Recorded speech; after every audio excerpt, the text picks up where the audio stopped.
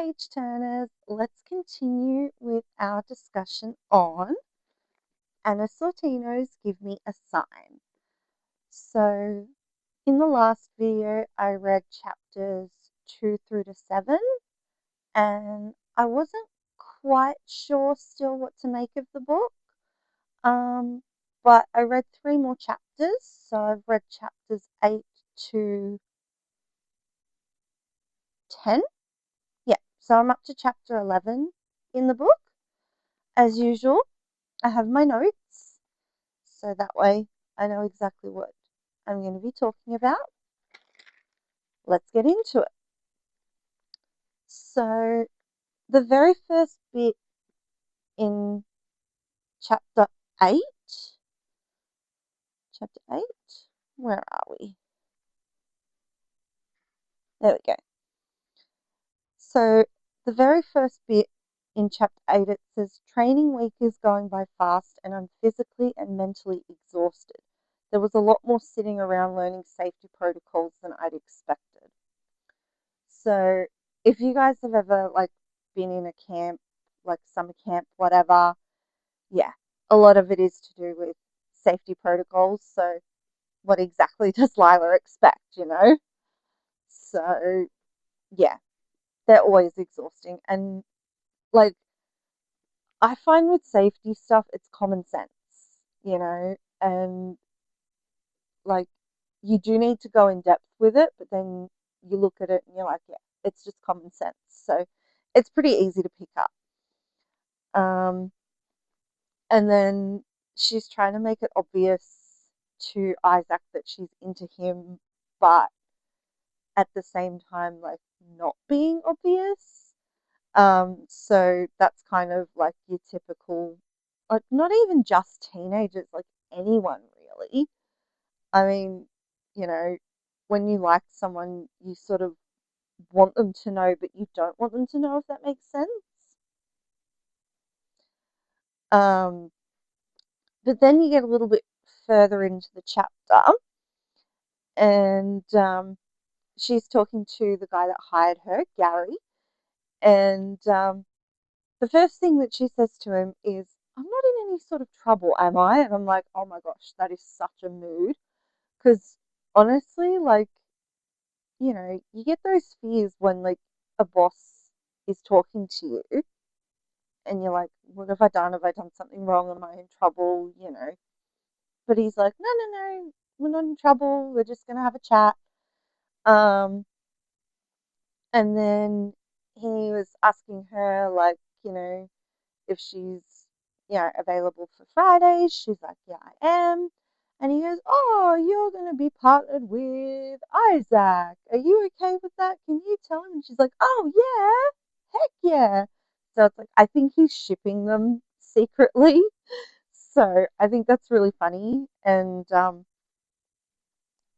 never had that happen to me where, like, I've been partnered with someone I like, but yeah, it's always that way in books and in movies. So, but then along comes Mackenzie, and to be honest, I'm finding her a little bit annoying. Like, she's just sort of like popping up, like, all enthusiastic and like, oh, we can do this together, we can do that together. And it's like, girl, chill, please. Are you dreaming, Ramsey?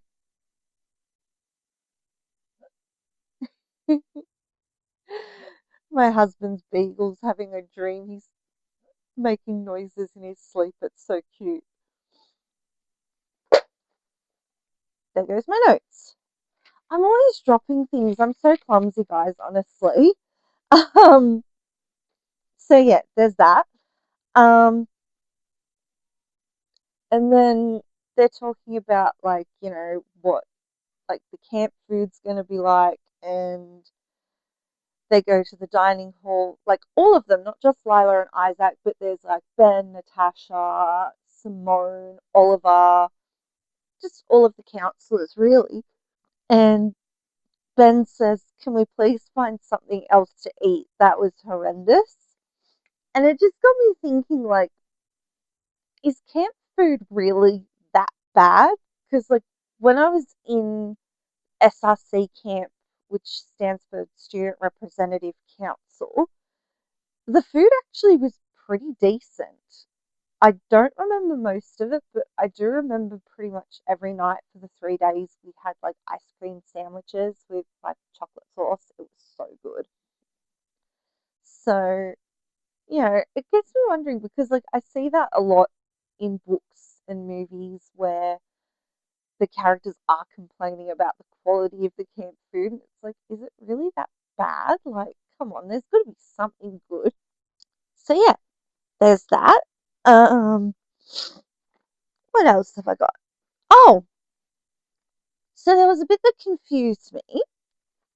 So they're sitting down, just like having a conversation, and you know, she's getting, a bit sort of flirty with Oliver. And she even says, I'm surprisingly comfortable around him, dare I say, maybe even a little bit flirty. And it's like, wait a minute, I thought she was into Isaac. Like, what's her deal? Like, and then that just ends it. Like, there's nothing else. So that was kind of weird.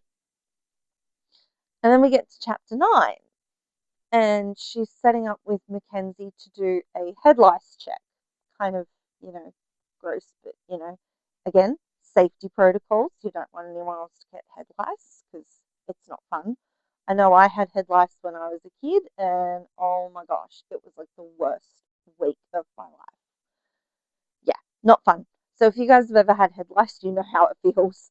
Um, but Lila's like setting up a chair to like sort of stand on so that she can look through all the kids' heads. And she says, I scrunch my face even more, but oblige, fetching a wobbly old folding chair. It won't unfold no matter how many times I kick and step on the bottom rung. And I'm like, yeah, that would be me because I swear, setting anything up with furniture, it just hates me. And then the next bit, it says, Isaac is standing at the welcome table, helping Natasha and Jaden to organize the kids' grey wolf t-shirts, but he walks over to help me. Can I try? Isaac asks me. Please, I say and sign. In 2 kicks, the chair is set up next to Mackenzie's. And I'm thinking, yeah, that's such a mood because honestly, I always struggle with setting things up and I'm always like, oh, can someone give me a hand to set it up? And they just go like, bang. And then I'm just like, seriously, like, why wasn't it that easy for me? Like, how dare that piece of furniture not do what I want it to do? Um, and then again, Mackenzie's like, Lila, I need to show you this, I need to show you that. And it's like, girl, you are so annoying. Can you just like go away?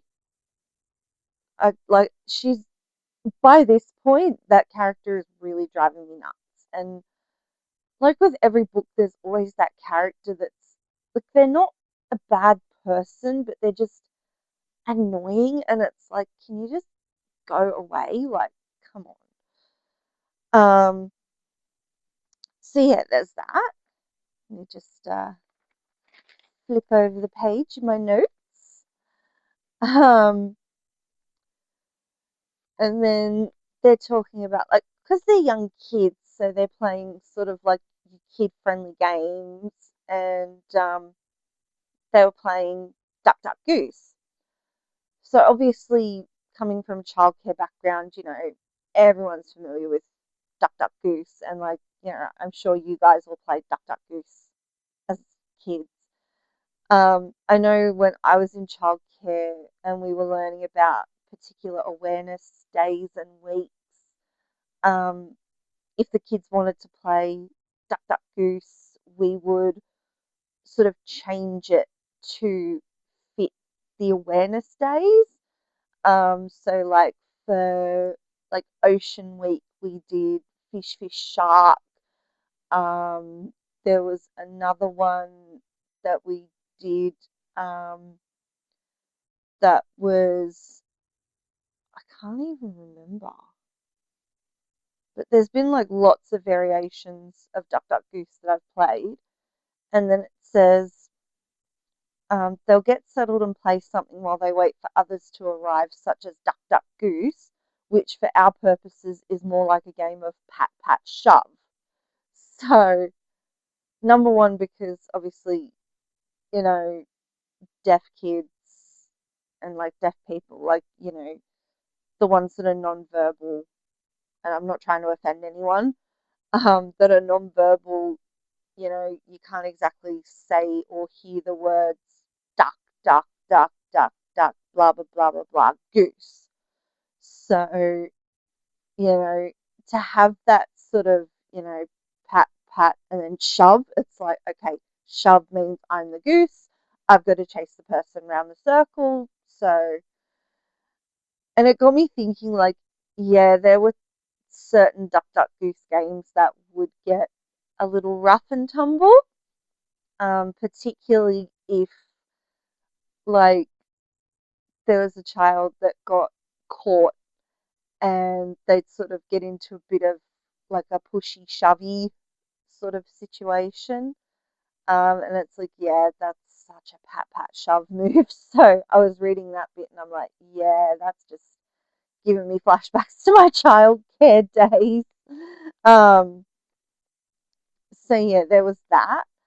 And then everyone's getting settled, everyone knows what they're doing, who their counselors are, that sort of thing. And then they organize a tug of war. Um, and there's a little girl that comes along, and her name's Blake, and she's got hearing aids, but she's very similar to Lila, that she can also like use her words to communicate somewhat. Um, and they're playing tug of war, and this little girl Blake is on Lila's team, and she's like stomping her foot, and she's like, I don't want to lose, and I'm like, yeah, that's me, because I actually get pretty competitive, and like, I don't know how to explain it, but yeah, I get competitive to the point that I get frustrated if I lose. And yeah, I don't like it, but that's also sort of to do with my autism. So yeah, so yeah, they're playing this tug of war game, and then Isaac's on the other team, and Isaac and Lila actually collide to the point where Lila accidentally elbows Isaac in the face. And I'm thinking that would be something stupid that I would do. Like if I was in that situation and I was into a guy, you know, that would be just ridiculous,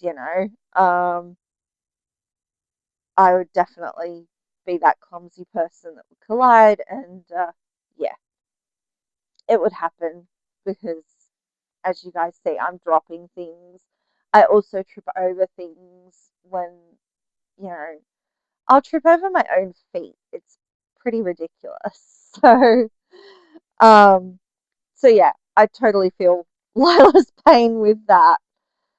Um, but then you get a little bit further along and they're all hanging out again. And I'm still confused about the coupling. It's still not really clear. Um, So it says Natasha supposedly has a thing for Jaden, but it pains me to admit that she and Isaac would make a cute couple. They probably just have a comfortable sibling dynamic. But what if Natasha's really in a love triangle with Isaac and Jaden? Just because she's interested in Jaden doesn't mean that Isaac couldn't also have a crush on her. I mean, isn't that who Isaac would want to be with? Someone who doesn't have any communication barriers. So yeah, I'm still really confused about the pairing and who's interested in who, and I thought it might be made clear by now, but yeah, if you guys have read this book and you know who's with who and who's into who, so yeah, it's still really confusing. So if you guys have read this book and you know who's into who and who's with who, then that would really help me out. And then Isaac and Lila are talking after the whole collision incident, and um, he's like, "Oh, you've done a really good job fixing me up, and you should have been my first aid partner," sort of thing. And then Lila just goes, "But Mackenzie knows everything." And it's like, yeah, she's so annoying. And it's like, really? We're back to Mackenzie again. Um, and then they're all fixed it up, and then they're all fixed up, ready to go. And then Isaac puts his arm around Lila, and it's like, okay, but it said just a little while ago that you know he might be into Natasha, and then Natasha's into Jaden, or like, and then Lila was saying she felt comfortable and almost flirty with Oliver, and it's like, what is going on? Like, usually it's really clear who's into who, so um, to be honest, I'm still not super like into it, so I'm actually gonna put it as a DNF because, yeah, it's really confusing. There's not really much happening. Like, I've read 10 chapters, and usually I'll know by like the fifth chapter if I'm gonna like the book or not. So yeah, I'm gonna DNF this, guys. Because there's no point in finishing a book that you're not enjoying, sort of thing. So yeah, we're gonna leave it at that. Um, but I wanted to say again, like, thank you so much for all of your support. Um, Also, today is the 1st of August, so it is the first day of the start of the MS Readathon. I will leave a link to my donation page. If you want to donate to MS Research, I will be reading. The goal is to read 30 books by the end of August, and I've already read, like, I always start early um, and start logging my books early, which you can do, which is great. And I've already read like 7 books so far, I think. Um, Hang on, let me count. I've got The White Guinea Pig, Harry Potter and the Chamber of Secrets, um, The Boy in the Striped Pajamas.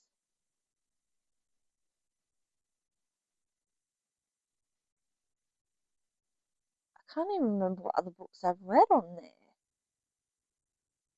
Oh, there was a Pixie Tricks book. Pixie Tricks is a great series. I'll be most likely featuring that on my kids' channel. Chelsea the Chimpanzee Fairy, which will be featured for World Chimpanzee Day next year. But yeah, there's a few. But I just wanted to say again, like, thank you guys so much for joining me. Don't forget to like, comment, share, and subscribe. And follow my MS Readathon journey and subscribe to the Kids Club channel for kids' books. So I will see you guys next time.